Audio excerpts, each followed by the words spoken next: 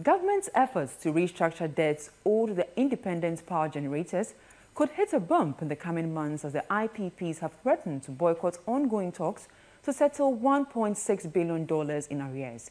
According to the power producers, government's delay in fulfilling its mandate is adversely impacting the operations. Here's more. For the independent power generators Ghana, they have been expecting that by now half of the outstanding monies owed them would be settled and a payments plan prepared for the remainder. Ghana has been negotiating with the IPPs since last year to rework their arrears as part of its external debt revamp.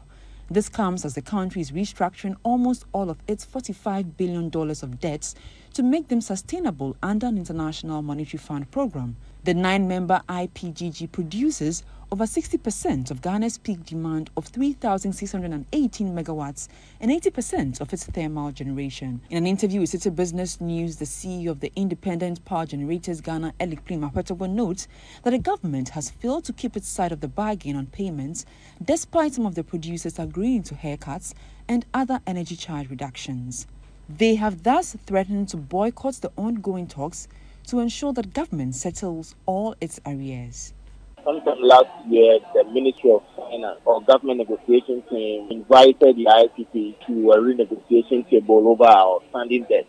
Government challenge has been that there are certain issues or certain concerns around the debt that have to be looked at. Some proposal was that we should accept the haircut on those debts, given the fact that government is in very tough times economically. We have shown commitment, we are still concerned about the challenges of the economy. We all surrendered, we sat at the table, we had series of engagement, but we are not making any headway anywhere.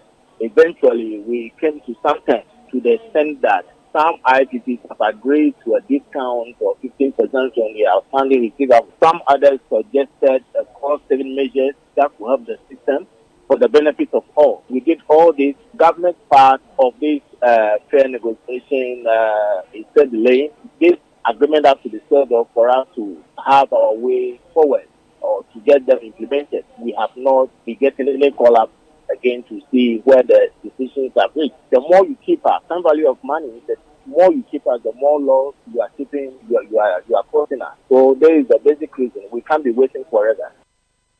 Despite comments by government officials that monies paid to the independent power generators is contributing to the continuous depreciation of the city, amongst others, the independent power generators are not relenting in their demands for government to make full payment of arrears owed them.